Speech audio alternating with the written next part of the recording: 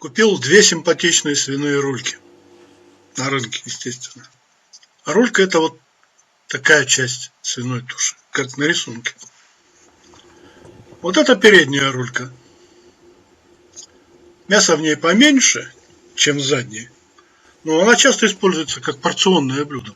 А вот это задняя рулька. Мяса в ней гораздо больше.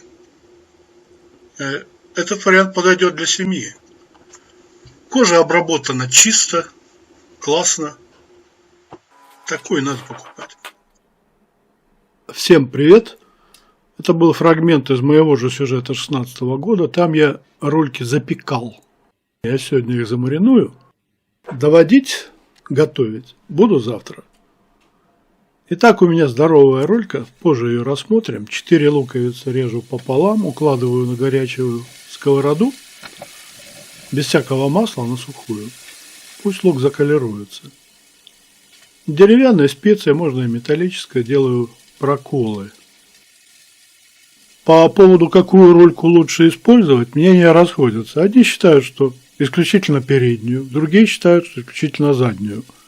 Ну, я считаю, что и ту, и другую можно использовать. Но это передняя рулька, но она отрублена выше колена. По-чешски это так и звучит. Вепрево колено. Ну, выше колена. Колено мы потом увидим. Вот здесь было копыто. Мясники рубят повыше, им нужно продать побольше мяса. Но эта рулька мне подошла, 900 кг. Беру столовую ложку соли, растворяю в литре воды. Лук карамелизовался, вот так вот почернел.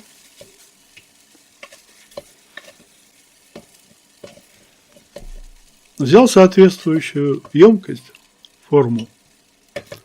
Ну, ее называют утятница, гусятница. Не знаю, сейчас можно поросятницей назвать или рулятницей. Вот какие-то названия неуклюжие, но тем не менее.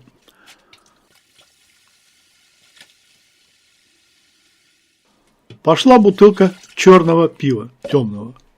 Потом соленая вода. Потом вторая бутылка пива. Чтобы поднять уровень немножко этого маринада, я взял просто банку с водой. Уровень поднялся. Добавлю перец, душистый горошек. И оставлю мариновать в холодном месте. Часов на 10 рекомендуется это сделать. Ну, то есть на ночь спокойно, пусть даже и 15 постоит. Ну, желательно не менее 8 часов, я так сказал бы.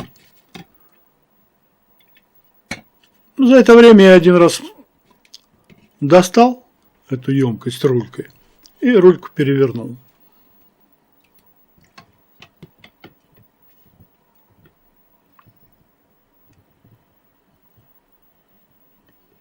Готовить буду на следующий день, в то время, когда это будет удобно. Попробовал чуть-чуть на соль, но еще посолил.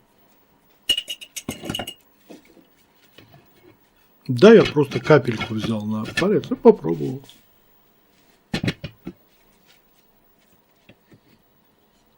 Итак, время пришло, можно начинать готовить, потому что готовка займет около 3 часов. Неспешная такая. Но мясо изменило свой вид.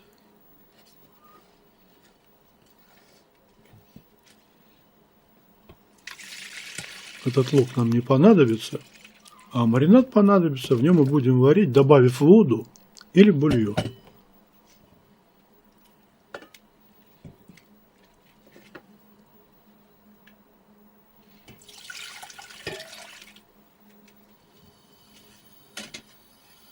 Ставлю на газ и нагрею, доведу до кипения. Добавляю воду. Ну, нужное количество. Можно и бульон добавить говяжий. Еще солю. Добавляю немножко сахара. Ну, 2-3 чайных ложки. А затем позже добавлять буду вот эти вот пряности. На большом огне довожу до кипения. Выделяется пена, которую желательно убрать, снять с поверхности. Что я и делаю.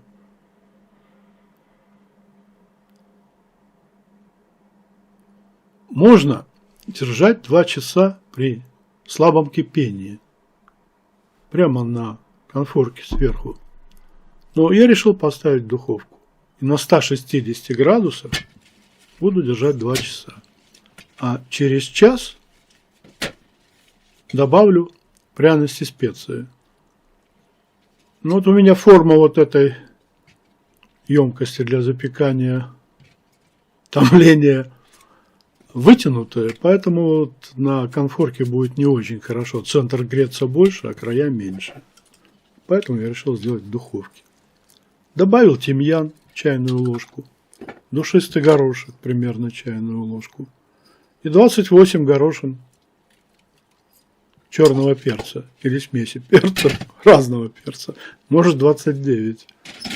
Пошло это дело снова в духовку, и еще через час, то есть всего было 2 часа при 160 градусах.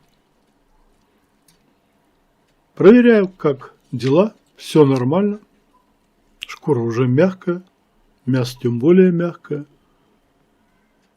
То есть я держал 2 часа при 160 градусах. Вы можете спокойно это делать, просто на огне, так, чтобы минимальное кипение было. Если вам неохота в духовку ставить. Что теперь? Теперь буду запекать. Для того, чтобы придать симпатичную корочку. А перед этим нашпигую чесночком. Вот так вот нарезал его стрелочками. Ну, примерно 4-5 зубчиков.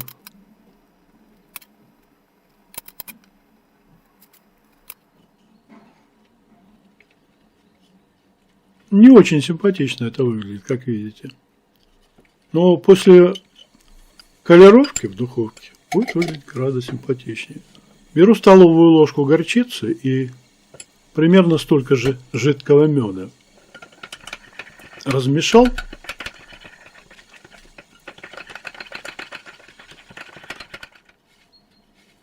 Ну и нанес сверху. Духовку выставил на 220, ну, может 210. И держать буду, пока не заколируется. Заняло это где-то минут 40. Пора доставать кетчуп. Ну, это в сентябре я его сделал из свежих помидоров и сезонного перчика. Вкусный и сохраняет свежесть. Кто хочет его сделать, зайдите в плейлист салаты, соусы, закуски. Ну, естественно, соус. В плейлисте соус. Но если будете делать, делайте из консервированных помидоров. Или дождитесь лета.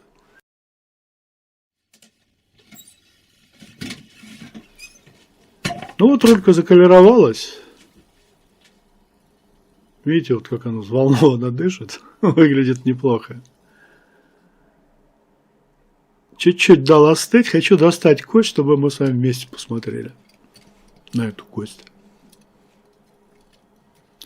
Ну вот постепенно обнажается сустав. Вот это вот колено.